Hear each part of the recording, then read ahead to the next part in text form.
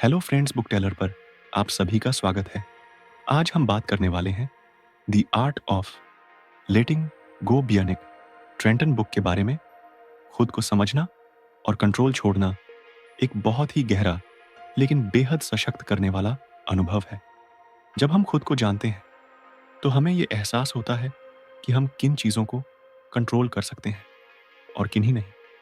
अक्सर हम अपनी ज़िंदगी में बीते हुए दर्द, अधूरी उम्मीदों और अपनी खुद की कठोर पहचान से चिपके रहते हैं, जिससे हमें तो दर्द और तनाव ही मिलता है। लेकिन जब हम इन्हें छोड़ना सीख जाते हैं तो हमारे अंदर एक अलग ही तरह की आज़ादी आ जाती है। इंसान की फितरत होती है कि वह हर चीज़ को अपने हिसाब से चलाना चाहता है। हमें लगता है कि अगर हम किसी भी सिचुएशन पर पूरा कंट्रोल रखेंगे तो हम खुश रहेंगे। लेकिन सच तो यह है कि दुनिया में हर चीज़ को कंट्रोल कर पाना नामुमकिन है। कई बार लोग हमारी उम्मीदों पर खरे नहीं उतरते। नॉइस हालात हमारी प्लानिंग के मुताबिक नहीं चलते और चीज़ें वैसे नहीं होती जैसे हमने सोचा था। ऐसे मिट्टी अगर हम हर बार परेशान होते रहेंगे और खुद को कोसते रहेंगे तो हमारी मेंटल हेल्थ पर बुरा असर पड़ेगा। इसके बजाय नॉइस अगर हम ये स्वीकार कर ले कि कुछ चीज़ें हमारे हाथ में नहीं है और हमें बस उन्हें जाने देना है, तो हमारी ज़िंदगी कहीं ज़्यादा आसान और खुशहाल हो सकती है। जब हम अपनी पुरानी तकलीफ़ों से चिपके रहते हैं तो वे हमें अंदर ही अंदर तोड़ती रहती हैं। किसी ने हमें बचपन में बुरा कहा हो, किसी दोस्त ने धोखा दे दिया हो, किसी रिलेशनशिप में हमें तकलीफ मिली हो। हम इन चीज़ों को अपने साथ सालों तक लेकर चलते रहते हैं। लेकिन क्या ये सच में हमारे काम आती है या फिर ये बस हमारे दिल और दिमाग पर बोझ बनकर बैठ जाती है? सच तो ये है कि जब तक हम अपने पुराने घावों को पकड़े रहेंगे तब तक नए घाव बनते रहेंगे। इसलिए खुद को हल्का करने के लिए, अपने दिल और दिमाग को खुला रखने के लिए हमें माफ़ करना और आगे बढ़ना सीखना होगा। ये ज़रूरी नहीं कि आप सामने वाले को माफ़ करके उसके साथ फिर से वैसे ही जुड़ जाएं, लेकिन खुद की भलाई के लिए उस दर्द को छोड़ देना बहुत ज़रूरी है। हम में से कई लोग एक निश्चित पहचान से खुद को जोड़कर रखते हैं। हम सोचते हैं कि हमें हमेशा स्ट्रांग, परफेक्ट या किसी खास तरह का दिखना चाहिए। अगर हम किसी खास एग्ज़ाम में फेल हो जाएं, तो हम खुद को लूज़र समझने लगते हैं। अगर किसी रिश्ते में हम सफल नहीं हो पाते, तो हमें लगता है कि हमारे अंदर ही कोई कमी है। लेकिन यह सोच हमें सीमित कर देती है। हमारी असली पहचान किसी एक विफलता या सफलता से तय नहीं होती, बल्कि हम हर दिन खुद को नए तरीके से ढाल सकते हैं। अगर हम खुद को एक लचीली पहचान के साथ देखना शुरू करें, यानी कि हम बदलाव को अपनाने के लिए तैयार हों, तो हमारी ज़िंदगी कहीं ज़्यादा खूबसूरत और आसान हो सकती है। खुद को बेहतर तरीके से समझने का सबसे अच्छा तरीका है कि हम अपनी फीलिंग्स और बिहेवियर को ऑब्जर्व करें। हम किस चीज़ से खुश होते हैं, कौन सी चीज़ हमें दुखी करती है। जब हम गुस्सा होते हैं तो क्या हमारे अंदर कोई अधूरी चाहत होती है जो पूरी नहीं हो रही होती? इन सवालों पर ध्यान देना हमें खुद को जानने में मदद करता है। हम जितना खुद को समझेंगे उतना ही अपनी ज़िंदगी के बारे में भी समझ पाएंगे। इससे हमें यह तय करने में आसानी होगी कि कौन सी चीज़ें हमें कंट्रोल करने की ज़रूरत है और कौन सी चीज़ है बस छोड़ देनी चाहिए। जब हम कंट्रोल छोड़ना सीखते हैं तो इसका मतलब ये नहीं होता कि हम अपनी ज़िंदगी को अपने हाल पर छोड़ दें और कोई कोशिश ही ना करें। इसका मतलब ये होता है कि हम उन चीज़ों पर फोकस करें जो हमारे बस में है और बाकी चीज़ों को जाने दें। अगर कोई चीज़ आपके हाथ में नहीं है तो उसके बारे में चिंता करके खुद को परेशान करने का कोई फ़ायदा नहीं है। इसका सबसे अच्छा उदाहरण ये है कि अगर बारिश हो रही है तो आप उसे रोक नहीं सकते, लेकिन आप छाता लेकर बाहर जा सकते हैं। ठीक इसी तरह अगर कोई इंसान आपकी उम्मीदों पर खरा नहीं उतर रहा तो उसे बदलने की कोशिश करने के बजाय आप अपनी उम्मीदों को एडजस्ट कर सकते हैं। कई बार हम अपने परफेक्शन की चाह में खुद को ही तकलीफ देते रहते हैं। हमें लगता है कि हमें हमेशा सब कुछ सही तरीके से करना चाहिए, लेकिन यह संभव नहीं है। गलतियां इंसान की फितरत का हिस्सा है और हमें खुद को इन गलतियों के लिए माफ करना आना चाहिए। अगर हम अपनी हर गलती के लिए खुद को कोसते रहेंगे, तो हम कभी भी अपनी पूरी क्षमता तक नहीं पहुंच पाएंगे। खुद को जानना और कंट्रोल छोड़ना दोनों साथ-साथ चलते हैं। जब आप खुद को बेहतर तरीके से समझते हैं, तो आप यह जान पाते हैं कि कौन-सी चीज़ें आपके लिए ज़रूरी हैं और कौन-सी बस एक बोझ बन गई है। अगर कोई चीज़ आपको बार-बार दुखी कर रही है, तो उसे छोड़ना ही सबसे अच्छा तरीका है। ये आसान नहीं होता, लेकिन जब आप इसे करने लगते हैं, तो आपकी ज़िंदगी में अब एक नई ऊर्जा आ जाती है। इस पूरी प्रक्रिया में सबसे ज़रूरी चीज़ होती है खुद पर भरोसा करना। अगर आप खुद पर भरोसा रखते हैं, तो आपको बाहरी चीज़ों से बहुत ज़्यादा फ़र्क नहीं पड़ेगा। आप जानते होंगे कि आप अपने रास्ते पर सही हैं और बाकी चीज़ें अपने आप ठीक हो जाएँगे। ज़िंदगी हमेशा आपके प्लान के हिसाब से नहीं चलेगी, लेकिन अगर आप खुद को समझते हैं और कंट्रोल छोड़ना जानते हैं, तो आप हर हालात में खुश रह सकते हैं। हमारी ज़िंदगी में जो सबसे बड़ी चीज़ हमें परेशान करती है, वह हमारे खुद के ही थॉट्स और इमोशंस होते हैं। कई बार हम अपने ही ख्यालों में उलझ जाते हैं और उन्हें अच्छा या बुरा लेबल करने लगते हैं। लेकिन क्या कभी सोचा है कि अगर हम अपने विचारों और भावनाओं को बिना किसी जजमेंट के देखें, तो क्या होगा? ये एक ऐसा तरीका है जिससे हम अपने दिमाग को ज़्यादा शांत, क्लियर, ऑनर बैलेंस्ड बना सकते हैं। इसे कहते हैं नॉन जजमेंटल ऑब्जर्वेशन, यानी बिना किसी जजमेंट के खुद को और अपनी फीलिंग्स को ऑब्जर्व करना। जब भी हमारे मन में कोई विचार आता है या हम किसी इमोशन को महसूस करते हैं, तो हमारा पहला रिएक्शन होता है उसे अच्छा या बुरा कहना। अगर हमें खुशी मिल रही है, तो हम उसे अच्छा मानते हैं, और अगर कोई दुखदायक सोच आ गई, तो उसे बुरा। लेकिन इस पूरे प्रोसेसर में हम अपने विचारों और इमोशंस से उलझने लगते हैं। कभी-कभी ऐसा होता है कि हम किसी नेगेटिव थॉट को पकड़कर बैठ जाते हैं और बार-बार उसे सोचते रहते हैं, जिससे हमारी मेंटल हेल्थ पर असर होता है। लेकिन अगर हम उसे बिना जज किए बस एक ऑब्जर्वर की तरह देखें, नॉइस तो वो थॉट आएगा और चला जाएगा, बिना हमें परेशान किए। मान लो कि तुम नदी के किनारे बैठे हो और पानी बह रहा है। अब पानी के साथ कुछ सूखी पत्तियां बहकर आ रही हैं, कुछ फूल भी आ सकते हैं और कभी-कभी कचरा भी।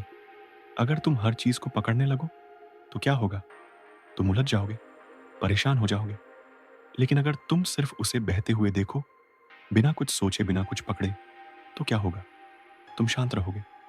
यही तरीका हमें अपने थॉट्स और इमोशंस के साथ अपनाना है। उन्हें बस आते जाते देखना है, बिना ये कहे कि वे अच्छे हैं या बुरे। ये सुनने में आसान लगता है, लेकिन असल में इसे करना कुछ मुश्किल होता है, क्योंकि हमारा दिमाग आदत से मजबूर है। जब भी कोई थॉट आता है, तो वो तुरंत उसे कैटेगरी में डाल देता है। ये अच्छा है, ये बुरा है, ये चिंता की बात है, ये खुशी की बात है। लेकिन जब हम नॉन जजमेंटल ऑब्जर्वेशन की प्रैक्टिस करते हैं, तो हम अपने दिमाग को ये सिखाते हैं कि वह चीज़ों को बस वैसे ही देखे जैसे वे हैं। अगर तुम्हारे दिमाग में ये ख्याल आता है कि मैं कुछ खास नहीं कर पा रहा हूँ या लोग मेरी कद्र नहीं करते, तो सामान्यतः तुम इसे एक नेगेटिव थॉट मानोगे और फिर उस पर सोचने लगोगे। हो सकता है कि तुम उदास हो जाओ या चिढ़ने लगो, लेकिन अगर तुम इसे बस एक थॉट के रूप में देखो, ना कि किसी सच्चाई के रूप में, तो वह तुम्हें परेशान नहीं करेगा। ये सिर्फ एक बादल की तरह आएगा और चला जाएगा। इमोशंस के साथ भी यही बात लागू होती है।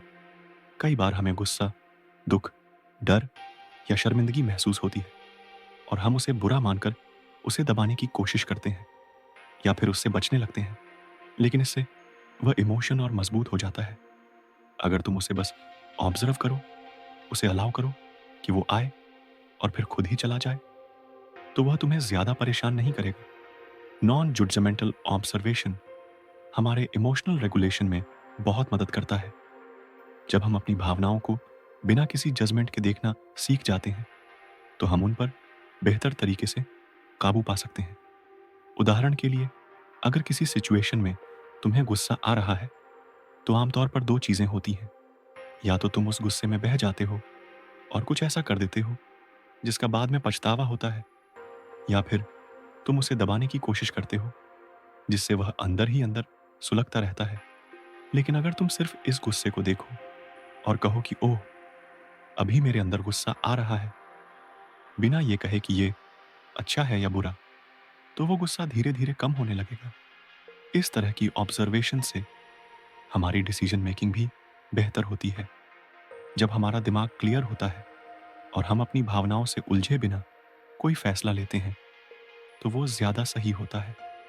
मान लो कि तुम्हें किसी रिश्ते को लेकर कोई बड़ा फैसला लेना है, लेकिन तुम्हारे अंदर बहुत सारी फीलिंग्स चल रही है। डर, उम्मीद, दुख, खुशी। अगर तुम इन फीलिंग्स में बह जाओ, तो हो सकता है कि तुम कोई इमोशनल डिसीजन ले लो जो लंबे समय में सही ना हो। लेकिन अगर तुम बस एक ऑब्जर्वर की तरह अपनी फीलिंग्स को देखो और फिर शांत दिमाग से सोचो, तो तुम्हारा फैसला ज्यादा बैलेंस्ड और सही होगा। ये एक तरह की मेंटल एक्सरसाइज है और इसे रोज प्रैक्टिस करना जरूरी होता है। अगर तुम इसे अपनाना चाहते हो, तो कुछ आसान तरीके हैं। इन माइंडफुल ब्रीथिंग, जब भी तुम्हारे दिमाग में बहुत सारे थॉट्स चल रहे हो, बस कुछ मिनट के लिए अपनी सांसों पर ध्यान दो, बिना ये सोचे कि वे अच्छे हैं या बुरे। बस उन्हें आते जाते देखो। दो, जर्नलिंग कभी कभी अपनी फीलिंग्स को बिना किसी जजमेंट के लिख लेना भी मदद करता है। जब तुम लिखते हो तो तुम्हें यह समझ में नहीं आता है कि तुम क्या महसूस कर रहे हो, और फिर तुम्हें यह भी एहसास होता है कि ये बस एक थॉट या इमोशन है, कोई सच्चाई नहीं। 3, नेचर ऑब्जर्वेशन। बाहर जाकर प्रकृति को देखना भी एक अच्छी प्रैक्टिस है। जब तुम आसमान में बदलते रंगों को, थपेड़ों की हलचल को या पक्षियों की चहचहाट को बिना किसी लेबल के बस ऑब्जर्व करते हो, तो तुम्हारा दिमाग शांत होने लगता है। 4, मेडिटेशन। रोज 115 मिनट के लिए ध्यान करना, जिसमें तुम सिर्फ अपने थॉट्स को देखने की प्रैक्टिस करो, बहुत फायदेमंद होता है। इसमें तुम्हें कुछ करना नहीं है, नॉइस बस बैठकर अपने मन में आने वाले विचारों को बिना कोई लेबल दिए देखने की कोशिश करनी है। जब हम नॉन जजमेंटल ऑब्जर्वेशन की प्रैक्टिस करते हैं, तो हमें धीरे धीरे ये एहसास होता है कि हम अपने थॉट्स ऑनर इमोशंस नहीं हैं। वे बस एक टेम्पररी एक्सपीरियंस है जो आते हैं और चले जाते हैं। इससे हमारी जिंदगी में ज्यादा पीस आती है, हमारी मेंटल हेल्थ बेहतर होती है और हम ज्यादा समझदारी से फैसले ले पाते हैं। तो अगली बार जब कोई थॉट या इमोशन आए, तो उसे पकड़कर बैठने के बजाय बस उसे देखो, जैसे कि तुम कोई फिल्म देख रहे हो। उसे जीएंस मत करो, उसे अपना मीनिंग मत दो, बस उसे ऑब्जर्व करो। जब तुम ऐसा करोगे, तो तुम्हें एक अलग ही तरह की आज़ादी और सुकून महसूस होगा। हमारी जिंदगी में जो सबसे बड़ी चीज हमें रोकती है, वो हमारे खुद के बिलीव्स होते हैं। ये बिलीव्स बचपन से बनते हैं, समाज, परिवार, दोस्त और हमारे खुद के एक्सपीरियंसेस से। कुछ बिलीव्स हमें आगे बढ़ने में मदद करते हैं, लेकिन कुछ बिलीव्स ऐसे होते हैं जो हमें अंदर से कमजोर बना देते हैं। ये नेगेटिव बिलीव्स हमारे दिमाग में इस तरह घर कर जाते हैं कि हमें पता भी नहीं चलता कि ये हमारी एंग्जाइटी, ओवरथिंकिंग और लो कॉन्फिडेंस की असली वजह है, नॉइस। लेकिन अगर हम इन्हें पहचानें और इन्हें चैलेंज करें, तो हमारी सोच बदल सकती है और एक ज्यादा पॉजिटिव माइंडसेट डेवलप हो सकता है। जब भी हम कुछ नया करने की सोचते हैं या किसी मुश्किल स्थिति में होते हैं, तो हमारा दिमाग हमें कई तरह के नेगेटिव थॉट्स देने लगता है, जैसे मैं कभी सफल नहीं हो सकता, लोग मुझे पसंद नहीं करते, अगर मैं फेल हो गया तो क्या होगा, या मैं इतना अच्छा नहीं हूं जितना मुझे होना चाहिए। ये सब बिलीव्स हमारे दिमाग में बिना सोचे समझे सेट हो जाते हैं और धीरे धीरे हमारी सोच को शेप करने लगते हैं। असल में ये बिलीव्स कोई सच्चाई नहीं होते, ये बस हमारे दिमाग में बनी कहानियां होती हैं। अगर हम इन्हें जरा सा ध्यान से देखें और एनालाइज करें, तो हमें समझ में आएगा कि ये हमें लिमिट कर रहे हैं। हमें खुद से पूछना होगा, क्या ये सच में सही है? क्या मेरे पास कोई सॉलिड प्रूफ है कि ये बिलीफ सही है, या ये बस मेरे दिमाग के बनाए हुए डर है? मान लो कि तुम्हें कोई बड़ा काम करना है, लेकिन तुम्हारे अंदर ये बिलीफ बैठा हुआ है कि मैं कभी अच्छा नहीं कर सकता। अब अगर तुम इसे सच मान लोगे, तो तुम कोशिश ही नहीं करोगे या अगर करोगे भी तो पूरे कॉन्फिडेंस के साथ नहीं कर पाओगे। लेकिन अगर तुम इस बिलीफ को चैलेंज करो और खुद से पूछो, क्या सच में मैं कभी अच्छा नहीं कर सकता? तो तुम्हें एहसास होगा कि ये सिर्फ एक सोच है, कोई हकीकत नहीं। शायद तुम पहले भी कई बार अच्छा कर चुके हो, लेकिन तुम्हारा दिमाग बस फेल्योर को ज्यादा याद रखता है। इस तरह की नेगेटिव बिलीफ्स हमारी एंग्जाइटी को भी बढ़ाती है। जब हम किसी चीज को लेकर बहुत ज्यादा सोचते हैं, तो इसका कारण यही बिलीफ्स होते हैं। अगर तुम्हारे अंदर ये बिलीफ है कि अगर मैं किसी से बात करूंगा तो वे मुझे जीएंस करेंगे, तो हर बार जब तुम किसी नए इंसान से बात करने की सोचोगे, तो तुम्हारा दिमाग ओवरथिंक करना शुरू कर देगा। मैंने ठीक से बात किया नहीं, क्या मैंने कुछ गलत कहा, शायद उन्हें मेरी बातें पसंद नहीं आई।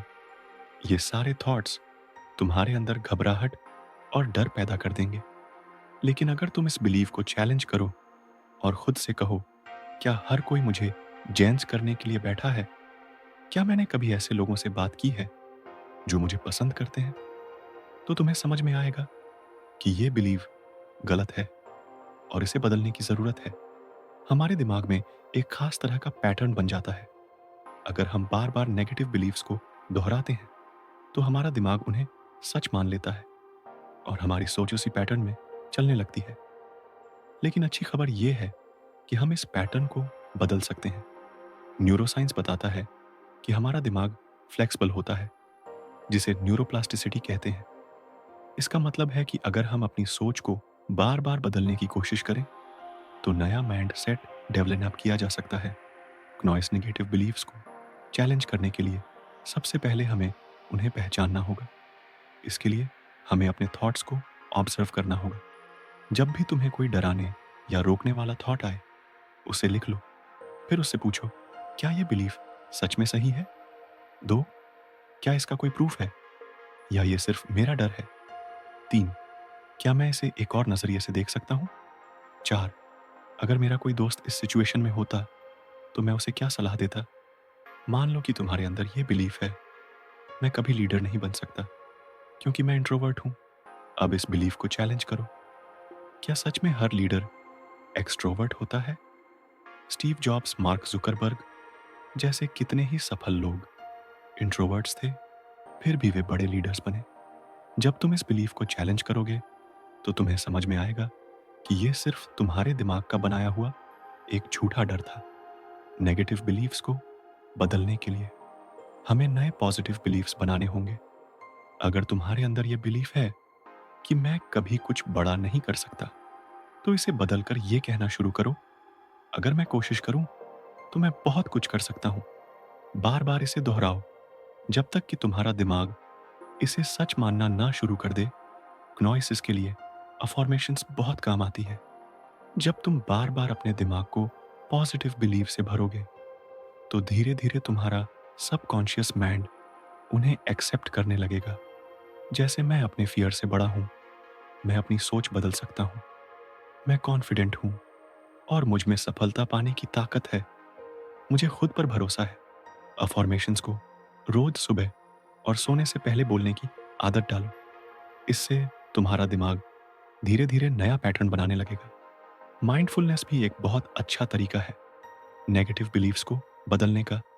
जब तुम अपने थॉट्स को बिना जज की ऑब्जर्व करते हो, तो तुम्हें समझ में आता है कि वे बस थॉट्स हैं, कोई सच्चाई नहीं। जब तुम माइंडफुलनेस प्रैक्टिस करते हो, तो तुम्हारी अवेयरनेस बढ़ती है और तुम अपने दिमाग को ज्यादा कॉन्शियसली कंट्रोल कर पाते हो। एक और बहुत अच्छा तरीका है surround yourself with positive people. जिन लोगों के साथ तुम ज्यादा समय बिताते हो, उनका हमारी सोच पर बहुत गहरा असर होता है। अगर तुम ऐसे लोगों के साथ रहोगे जो हमेशा नेगेटिव सोचते हैं, तो तुम्हारा माइंडसेट भी वैसा ही बन जाएगा। लेकिन अगर तुम पॉजिटिव और इंस्पायरिंग लोगों के साथ रहोगे, तो तुम्हारी सोच रोकती है। वो हमारे खुद के बिलीव्स होते हैं। ये बिलीव्स बचपन से बनते हैं, समाज, परिवार, दोस्त और हमारे खुद के एक्सपीरियंसेस से। कुछ बिलीव्स हमें आगे बढ़ने में मदद करते हैं, लेकिन कुछ बिलीव्स ऐसे होते हैं जो हमें अंदर से कमजोर बना देते हैं। ये नेगेटिव बिलीव्स हमारे दिमाग में इस तरह घर कर जाते हैं कि हमें पता भी नहीं चलता कि ये हमारी एंग्जाइटी, ओवरथिंकिंग और लो कॉन्फिडेंस की असली वजह है, नॉइस। लेकिन अगर हम इन्हें पहचानें और इन्हें चैलेंज करें, तो हमारी सोच बदल सकती है और एक ज़्यादा पॉजिटिव माइंडसेट डेवलप हो सकता है। जब भी हम कुछ नया करने की सोचते हैं या किसी मुश्किल स्थिति में होते हैं, तो हमारा दिमाग हमें कई तरह के नेगेटिव थॉट्स देने लगता है। जैसे, मैं कभी सफल नहीं हो सकता, लोग मुझे पसंद नहीं करते, अगर मैं फेल हो गया तो क्या होगा, या मैं इतना अच्छा नहीं हूं जितना मुझे होना चाहिए। ये सब बिलीव्स हमारे दिमाग में बिना सोचे समझे सेट हो जाते हैं और धीरे धीरे हमारी सोच को शेप करने लगते हैं। असल में ये बिलीव्स कोई सच्चाई नहीं होते, ये बस हमारे दिमाग में बनी कहानियां होती हैं। अगर हम इन्हें जरा सा ध्यान से देखें और एनालाइज करें, तो हमें समझ में आएगा कि ये हमें लिमिट कर रहे हैं। हमें खुद से पूछना होगा, क्या ये सच में सही है? क्या मेरे पास कोई सॉलिड प्रूफ है कि ये बिलीफ सही है, या ये बस मेरे दिमाग के बनाए हुए डर है? मान लो कि तुम्हें कोई बड़ा काम करना है, लेकिन तुम्हारे अंदर ये बिलीफ बैठा हुआ है कि मैं कभी अच्छा नहीं कर सकता।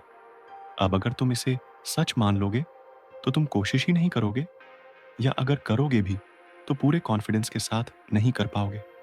लेकिन अगर तुम इस बिलीफ को चैलेंज करो और खुद से पूछो, क्या सच में मैं कभी अच्छा नहीं कर सकता, तो तुम्हें एहसास होगा कि यह सिर्फ एक सोच है, कोई हकीकत नहीं। शायद तुम पहले भी कई बार अच्छा कर चुके हो, लेकिन तुम्हारा दिमाग बस फेल्योर को ज्यादा याद रखता है। इस तरह की नेगेटिव बिलीफ्स हमारी एंग्जाइटी को भी बढ़ाती है। जब हम किसी चीज को लेकर बहुत ज्यादा सोचते हैं, तो इसका कारण यही बिलीफ्स होते हैं। अगर तुम्हारे अंदर यह बिलीफ है कि अगर मैं किसी से बात करूंगा तो वे मुझे जीएंस करेंगे, तो हर बार जब तुम किसी नए इंसान से बात करने की सोचोगे, तो तुम्हारा दिमाग ओवरथिंक करना शुरू कर देगा। मैंने ठीक से बात किया नहीं, क्या मैंने कुछ गलत कहा, शायद उन्हें मेरी बातें पसंद नहीं आई। ये सारे थॉट्स तुम्हारे अंदर घबराहट और डर पैदा कर देंगे। लेकिन अगर तुम इस बिलीव को चैलेंज करो और खुद से कहो, क्या हर कोई मुझे जेंस करने के लिए बैठा है? क्या मैंने कभी ऐसे लोगों से बात की है जो मुझे पसंद करते हैं? तो तुम्हें समझ में आएगा कि ये बिलीव गलत है और इसे बदलने की जरूरत है। हमारे दिमाग में एक खास तरह का पैटर्न बन जाता है। अगर हम बार बार नेगेटिव बिलीव्स को दोहराते हैं, तो हमारा दिमाग उन्हें सच मान लेता है और हमारी सोच उसी पैटर्न में चलने लगती है। लेकिन अच्छी खबर यह है कि हम इस पैटर्न को बदल सकते हैं। न्यूरोसाइंस बताता है कि हमारा दिमाग फ्लेक्सिबल होता है, जिसे न्यूरोप्लास्टिसिटी कहते हैं। इसका मतलब है कि अगर हम अपनी सोच को बार बार बदलने की कोशिश करें, तो नया माइंड सेट डेवलप किया जा सकता है। नॉइस नेगेटिव बिलीव्स को चैलेंज करने के लिए सबसे पहले हमें उन्हें पहचानना होगा। इसके लिए हमें अपने थॉट्स को ऑब्जर्व करना होगा। जब भी तुम्हें कोई डराने या रोकने वाला थॉट आए, उसे लिख लो।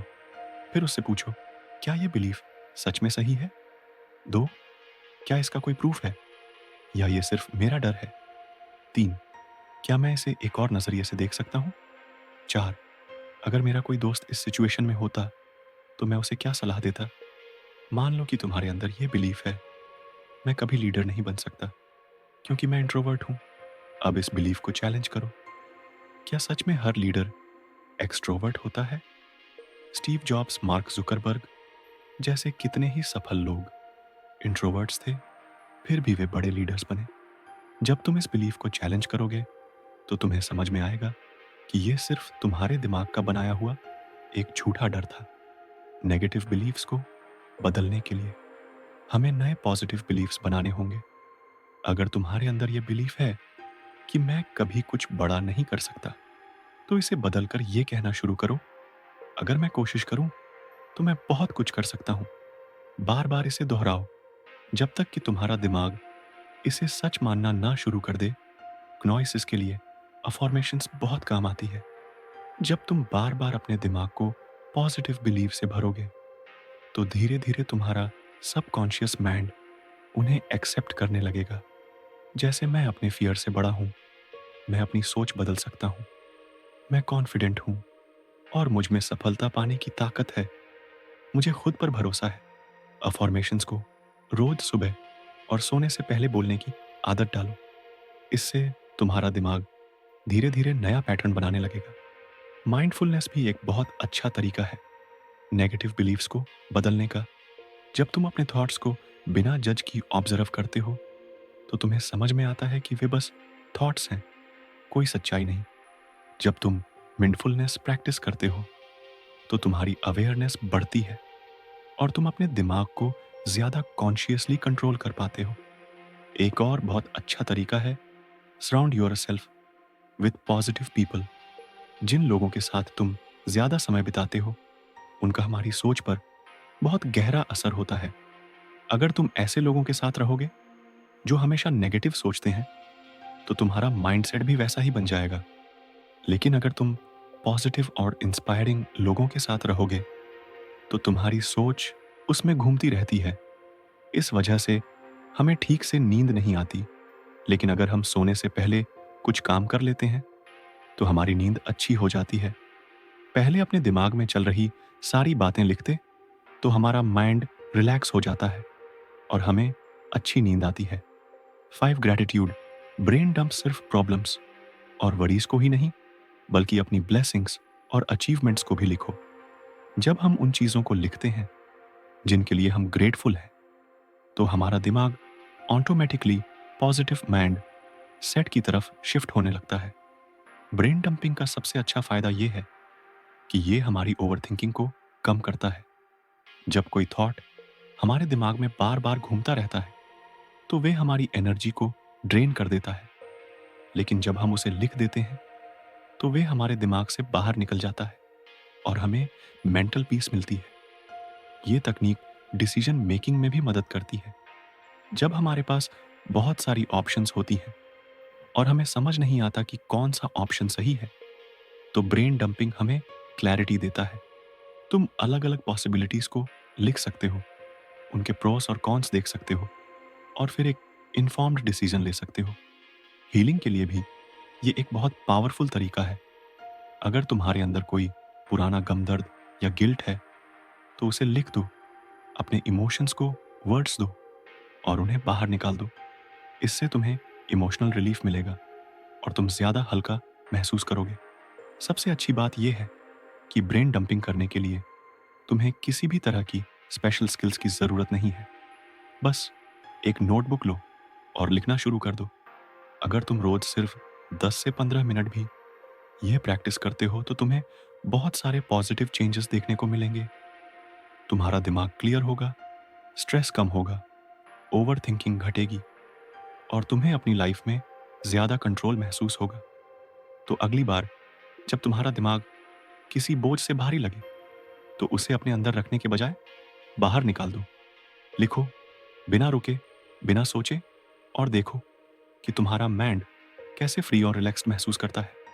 कभी कभी हमारी जिंदगी में ऐसी चीजें होती हैं जो हमें बहुत ज्यादा परेशान कर देती हैं। कोई आर्ग्यूमेंट, कोई फेल्योर, कोई ऐसा मोमेंट जो हमें बार बार याद आता है और परेशान करता है। हम अपने इमोशंस में इतना डूब जाते हैं कि सिचुएशन को सही नजरिए से देख ही नहीं पाते। हमारा दिमाग बार बार उसी बात को सोचता रहता है और हम ओवर थिंकिंग या अननेसेसरी स्ट्रेस में फंस जाते हैं। ऐसे समय पर सेल्फ डिस्टेंसिंग की स्किल बहुत काम आती है। ये एक टेक्निक है जिससे हम अपनी इमोशंस को कंट्रोल करना और सिचुएशंस को एक ज्यादा बैलेंस्ड पर्सपेक्टिव से देखना सीखते हैं। सेल्फ डिस्टेंसिंग का मतलब है कि अपनी जिंदगी की किसी सिचुएशन को कुछ दूर से देखना। नॉइस इमेजिन करो कि तुम्हारी कोई बहुत करीबी दोस्त तुम्हारी ही तरह की परेशानी में है और वह तुमसे सलाह मांग रही है। तुम उसे क्या कहोगे? जाहिर सी बात है कि तुम उसे काम होकर लॉजिकल तरीके से एक बैलेंस्ड एडवाइस दोगे। लेकिन जब वही बात खुद के साथ होती है तो हम इतने ज्यादा इन्वॉल्वड हो जाते हैं कि क्लियर सोच ही नहीं पाते। सेल्फ डिस्टेंसिंग हमें हमारी फीलिंग्स से अलग होने के लिए नहीं कहता, बल्कि ये हमें सिखाता है कि हम अपने इमोशंस को ज़्यादा बेहतर तरीके से मैनेज करें। मान लो कि तुम्हारा किसी दोस्त के साथ झगड़ा हो गया और तुम्हें बहुत गुस्सा आ रहा है। अगर तुम पूरी तरह से अपने गुस्से में डूब जाओगे, तो हो सकता है कि तुम कुछ ऐसा कह दो जिससे तुम्हारे रिश्ते और ज़्यादा खराब हो जाए। लेकिन अगर तुम इस सिचुएशन को कुछ दूर से देखो, तो तुम्हें यह समझ आएगा कि गुस्सा आना नॉर्मल है, लेकिन उसे सही तरीके से हैंडल करना ज़्यादा ज़रूरी है। जब हम किसी सिचुएशन को पहले व्यक्ति फर्स्ट पर्सन नॉइस के नज़रिए से देखते हैं, तो हम उसमें पूरी तरह डूब जाते हैं। लेकिन अगर हम उसे तीसरे व्यक्ति थर्ड पर्सन के नज़रिए से देखें, तो हमें ज़्यादा क्लैरिटी मिलती है। इसका एक सिंपल तरीका यह है कि जब भी तुम किसी परेशानी में फंसे हो, तो खुद से यह मत पूछो, मैं इस सिचुएशन में क्या करूं? बल्कि यह पूछो, अगर कोई और इस सिचुएशन में होता, तो मैं उसे क्या सलाह देता? रिसर्च ने यह साबित किया है कि जब हम सेल्फ डिस्टेंसिंग की प्रैक्टिस करते हैं, तो हमारी डिसीजन मेकिंग स्किल्स बेहतर होती है। हम अपनी इमोशंस को ज़्यादा इफेक्टिवली रेगुलेट कर पाते हैं और इम्पल्सिव डिसीजंस लेने से बचते हैं। जब भी कोई परेशानी आती है, तो हमारा दिमाग तुरंत रिएक्ट करना चाहता है। लेकिन अगर हम कुछ पीछे हटकर सोचें, तो हम ज़्यादा काम और रैशनल तरीके से डिसीजंस ले सकते हैं। सेल्फ डिस्टेंसिंग की मदद से हम अपने पास्ट एक्सपीरियंसेस को भी ज़्यादा हेल्थी तरीके से प्रोसेसर कर सकते हैं। कई बार हम किसी पेनफुल मेमोरी में फंसे रह जाते हैं। कोई पुरानी गलती, कोई बुरा अनुभव या कोई ऐसा मोमेंट जिसे हम बार बार याद करके दुखी होते रहते हैं। अगर हम इसे बहुत करीब से देखते हैं, तो वह दर्द और ज़्यादा बढ़ जाता है। लेकिन अगर हम इसे कुछ डिस्टेंस से देखें, तो हमें समझ में आता है कि वह सिर्फ हमारी ज़िंदगी का एक छोटा सा हिस्सा था, न कि पूरी ज़िंदगी। सेल्फ डिस्टेंसिंग की प्रैक्टिस करने के लिए कुछ सिंपल टेक्निक्स है जो इसे और ज़्यादा आसान बना सकती है। What third person thinking? जब भी तुम किसी मुश्किल में हो, तो अपनी सिचुएशन को थर्ड पर्सन पर्सपेक्टिव से देखने की कोशिश करो। जैसे कि अगर तुम्हारा नाम राहुल है, तो अपने आप से यह मत पूछो, मैं इस प्रॉब्लम से कैसे निपटूं? बल्कि यह सोचो, अगर राहुल इस प्रॉब्लम में होता, तो वह क्या करता? यह तुम्हारे दिमाग को ऑटोमेटिकली एक ऑब्जर्वर मोड में डाल देता है और तुम ज़्यादा ऑब्जेक्टिव होकर सोच पाते हो। टू जर्नलिंग अपनी फीलिंग्स, ऑनर थॉट्स को लिखना सेल्फ डिस्टेंसिंग का एक बहुत अच्छा तरीका है। जब तुम अपने इमोशंस को कागज़ पर उतारते हो, तो तुम उन्हें बाहर से देख पाते हो और उनका एनालिसिस कर पाते हो। राइटिंग तुम्हारे दिमाग को क्लैरिटी देता है और तुम्हारी इमोशंस को रेगुलेट करने में मदद करता है। 3 विजुअलाइजेशन कभी कभी खुद को मेंटली अपनी स्थिति से अलग करने का एक अच्छा तरीका है कि तुम इमेजिन करो कि तुम किसी मूवी को देख रहे हो और उसमें मुख्य पात्र तुम खुद हो। जब तुम अपनी ही लाइफ को एक स्टोरी की तरह देखने लगते हो, तो तुम्हें समझ में आता है कि हर स्टोरी का कोई ना कोई सल्यूशन होता है। Sure slow breathing and meditation. जब हम किसी इमोशन में फंसे होते हैं, तो हमारा दिमाग फास्ट रिएक्शंस देने लगता है। लेकिन अगर हम कुछ देर डीप ब्रीथिंग करें या मेडिटेशन करें, तो हमारा दिमाग नेचुरली सेल्फ डिस्टेंसिंग मोड में चला जाता है और हमें सिचुएशन को काम होकर देखने का मौका मिलता है। 5 डिस्कसिंग विद समवन एल्स। जब हम अपनी प्रॉब्लम्स किसी और से डिस्कस करते हैं, तो हमें उनके नज़रिए से चीज़ों को देखने का मौका मिलता है। इससे हमें पता चलता है कि शायद हम किसी छोटी बात को ज़्यादा बड़ा बना रहे हैं या हम चीज़ों को ज़रूरत से ज़्यादा पर्सनली ले रहे हैं। सेल्फ डिस्टेंसिंग सिर्फ प्रॉब्लम्स के लिए नहीं, बल्कि सेल्फ इम्प्रूवमेंट के लिए भी बहुत ज़रूरी है। ये हमें हमारी ग्रोथ को समझने में भी मदद करता है। कई बार हम अपनी ही प्रोग्रेस को रिकॉग्नाइज नहीं कर पाते, क्योंकि हम अपने अंदर ही इतने ज़्यादा फंसे रहते हैं। लेकिन अगर हम कुछ पीछे हटकर देखें, तो हमें महसूस होगा कि हमने कितना कुछ सीखा है, कितनी चीज़ों को ओवरकम किया है और कितनी ग्रोथ की है। इमोशनली स्ट्रांग बनने के लिए सेल्फ डिस्टेंसिंग बहुत ज़रूरी है। ये हमें हमारे थॉट्स और फीलिंग्स से भागने के लिए नहीं कहता, बल्कि ये हमें सिखाता है कि हम उन्हें सही तरीके से मैनेज करें। जब हम इस स्किल को डेवलप कर लेते हैं, तो हम ज़्यादा पीस महसूस करते हैं, हमारे रिलेशनशिप्स बेहतर होते हैं और हम जिंदगी के हर चैलेंज को एक ज़्यादा स्ट्रांग और बैलेंस्ड माइंडसेट के साथ हैंडल कर पाते हैं। तो अगली बार जब तुम किसी मुश्किल में फंसे हो, तो खुद से यह मत पूछो कि मैं क्या करूं, बल्कि यह सोचो, अगर मैं किसी और को इस सिचुएशन में देखता तो मैं उसे क्या सलाह देता।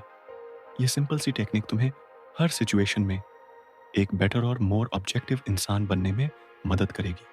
हम सब अपने जीवन में बेहतर बनना चाहते हैं, कुछ ऐसा करना चाहते हैं जिससे हमें गर्व महसूस हो, लेकिन कई बार यह चाहत धीरे धीरे परफेक्शनिज्म में बदल जाती है और फिर यही चीज़ हमारे लिए परेशानी का कारण बन जाती है।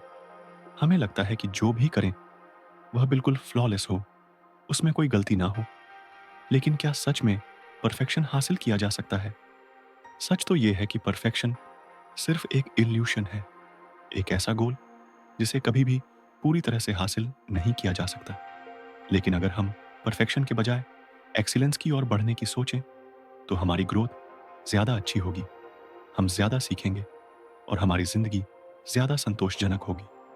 परफेक्शनिज्म की सबसे बड़ी समस्या यह है कि यह हमें प्रोग्रेस करने से रोकता है। जब हम किसी काम को करने से पहले ही यह सोचने लगते हैं कि यह बिल्कुल परफेक्ट होना चाहिए, तो हम या तो उसे शुरू करने से डरते हैं या बार बार उसे इतना ज़्यादा सुधारने हैं कि अंत में हम उसे खत्म ही नहीं कर पाते। ये ओवरथिंकिंग का एक बहुत बड़ा कारण बन जाता है और हमें अननेसेसरी स्ट्रेस और एंग्जाइटी देने लगता है। इमेजिन करो कि तुम्हें कोई नई स्किल सीखनी है, जैसे पेंटिंग या राइटिंग। अगर तुम्हारा माइंडसेट परफेक्शनिस्ट वाला है, तो तुम हर स्ट्रोक, हर वर्ड को बार बार चेक करोगे और हर छोटी सी गलती को सुधारने की कोशिश करोगे। लेकिन इससे क्या होगा? तुम्हारा सेल्फ कॉन्फिडेंस कम होगा, क्योंकि तुम हर बार अपनी कमियों पर ही ध्यान दोगे। तुम उस काम का मजा नहीं ले पाओगे, क्योंकि तुम्हारा फोकस इंप्रूवमेंट पर नहीं बल्कि फ्लॉलेसनेस पर होगा। लेकिन अगर तुम इसे एक्सीलेंस के नजरिए से देखो, तो तुम इसे एक लर्निंग प्रोसेसर की तरह लोगे। तुम अपनी मिस्टेक से सीखोगे, उन्हें एक्सेप्ट करोगे और धीरे धीरे अपनी स्किल्स को बेटर बनाओगे। परफेक्शनिज्म की एक और दिक्कत यह है कि ये हमें फेल्योर से डराता है।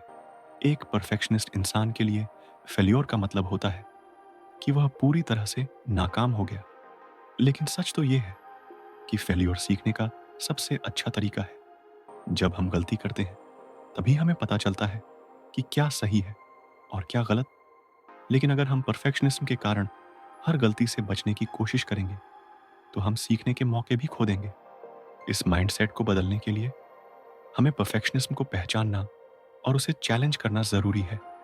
कई बार हम यह महसूस भी नहीं करते कि हम परफेक्शनिज्म की तरह सोच रहे हैं। अगर तुम्हें यह आदत है कि कोई भी काम तब तक सबमिट नहीं करते जब तक वह बिल्कुल परफेक्ट ना लगे, या अगर तुम छोटी छोटी गलतियों को लेकर खुद को ज़्यादा क्रिटिसाइज करते हो, तो ये परफेक्शनिज्म के साइंस है। तो फ्रेंड्स, ये थी हमारी आज की बुक समरी। आपको कैसी लगी? कमेंट करके ज़रूर बताएं और धन्यवाद आपका समरी एंड तक सुनने के लिए।